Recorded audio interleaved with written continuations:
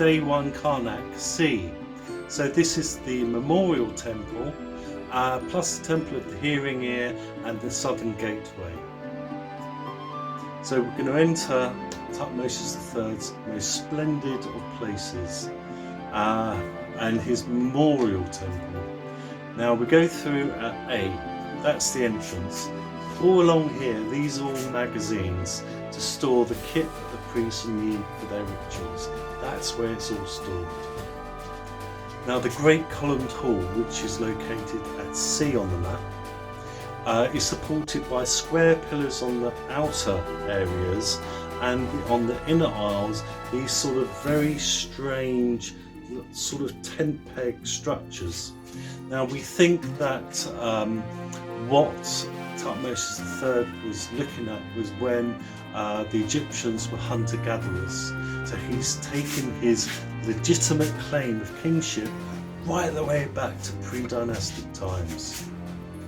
Now located at B on the map is the Chamber of the Ancestors. So this is a bit like a king's list. So you put your name there, that's your name, and then you have the name of every other king before you going all the way back to the first king, Nama, and that proves your right of rule. That's like your legitimate right claim on the throne of Egypt. At point D on the map are the suites of Sokar. Now Sokar was the underworld god, originally from Lower Egypt. Remember, kingdoms had opposites. So Osiris was the underworld god for Upper Egypt. Sokar was the underworld god for Lower Egypt. And in there is supposed to be the invisible gateway into the underworld. So when you go to Karnak, see if you can find it. At point E are 3 chambers, 3 chapels. And what happened here? Well, this is where the priests are going to bring the wooden bark of Amun-Ra, and it's going to have a canopy on the top with a couple of doors. You're going to pop the statue in there and carry it all around the open court. So that's what these areas were used for. Now in F, this area is known as the Botanical Gardens. Now remember, Thutmose III had many campaigns in the Canaanite and Syrian area. Any animals that were foreign to Egypt, or any plants that were foreign to Egypt, are recorded here. He was given a mythical, magical bird that could lay a fresh egg every day by the Hittites. Egyptians had never encountered these magical creatures that could lay a fresh egg every day, and those birds were chickens, the first encounters of ancient Egyptians and chickens. G is the Holy of Holies. Inside is the original pink granite pedestal. Now, when the priests opened the wooden shrine, they bring the statue of Amun-Ra out and place it on this pedestal. And there you can see this massive altar made out of pink granite, and it's in the shape of an offerings table, which is a hieroglyph, which means to give. Now just down below on this offerings table is a Neo-bearing statue of the king. So a Neo-bearing statue was a magical device of yourself making offerings in your absence. So if you wasn't around, if you're out on campaign or in a different part of Egypt, this ritual has to be done every day, welcoming the god Amun-Ra back into the daylight. And in your absence, you could have that magical device incorporated into the altar, and you would make those offerings as a spirit in your absence. So you're looking at magic. Okay, so now we've got the Holy of Holies, the new Holy of Holies, built in the Memorial Temple. So we have the pedestal, we have the offering table, and now we've got the wooden shrine, which was sealed last night by the high priest, witnessed by his assistants, who checked the seal in the morning, it's fine, open up the doors. Inside on the floor was smooth sand. Has anyone been inside the shrine? No footprints, good. In front of him is the booth. Now the booth could be made out of wood or stone, and inside the booth would be the statue of Amun-Ra. So take that out and place it on the altar. Kill an animal. Fresh blood is very spiritual, it's very powerful, it's energy giving. Taking a life to give it to someone else is energy giving. Then out comes the incense burners, trying to entice the spirit of Amun-Ra into the statue. More offerings, and on special occasions like the Feast of Opet and the Feast of the Valley, the royal princesses would become the exotic dancers to entertain Amun-Ra.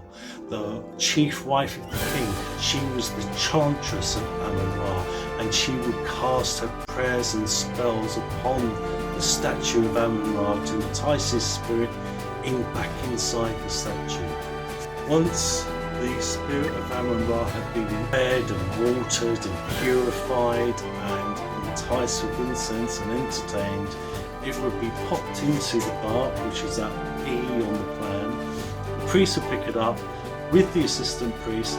Off they go to the open court to make some dosh, to make some money, because that's what the whole purpose of this is. The bark would go around the open court, granting wishes and all that sort of business. Point C and I, unfortunately, these parts of Thutmose III's memorial temple was usurped during the Christian period, and they use this area as a Christian church. So as you go around, you can see the statues of people figured into crucifixes and all that sort of business.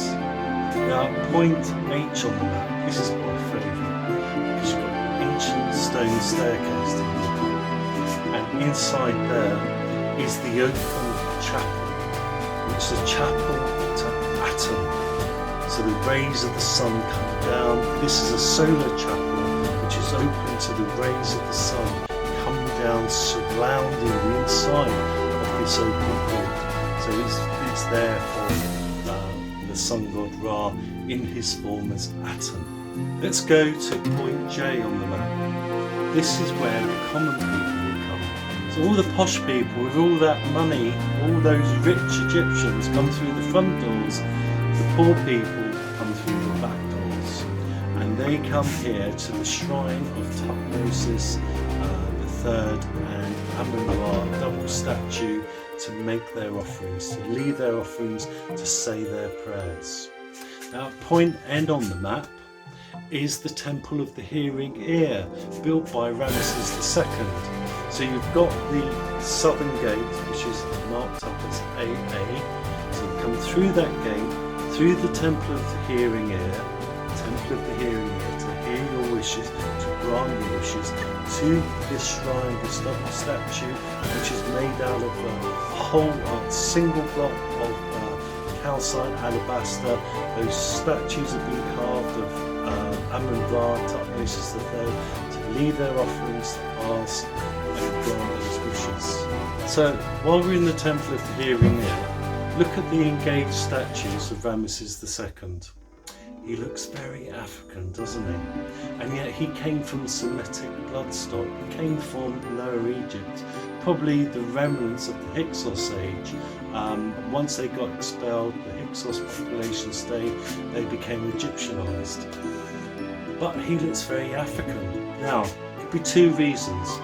First reason was he knew he appeared as a Semitic, and yet he had himself portrayed as an African.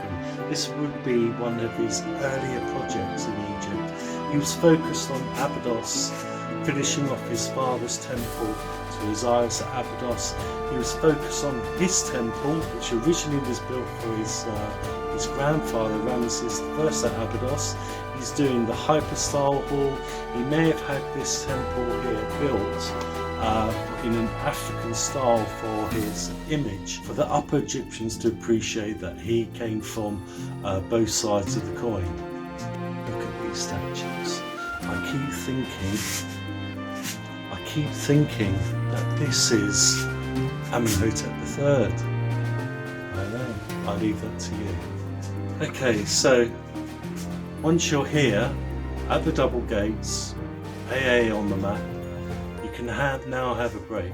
So if I was taking a group, I'd let them have a break. So you walk down that central access, enjoying everything. 4 or 5 hours later, you're having a break. And then you can wander back through the temple, right the way back to the outer first pylon, and retrace your steps and go over the favourite bits you'd like to see again. Outside are the coffee shops outside of the temple. That's where you can have your main rest before you go back to the hotel. The best times to visit the temple, in the winter months, I would go about 1 or 2 o'clock. It gets hot, bright sun. In the summer months, the sun's up at 9:30, 10 o'clock, and it's hot already. But you want the sun shining on those reliefs so you can see them at their best. I would love to go to Egypt and record this tour, which you could download onto the phone. For that, I need your support. So on the next page, there is a link to GoFundMe. If you'd like to support the project, please go to the link and make a small donation. It would be really helpful. I hope you've enjoyed the content in this video. Watch out for day 2 Karnak, because you can't do Karnak in 1 day. You have to do it over 2 days. Take care. Bye for now. See you soon.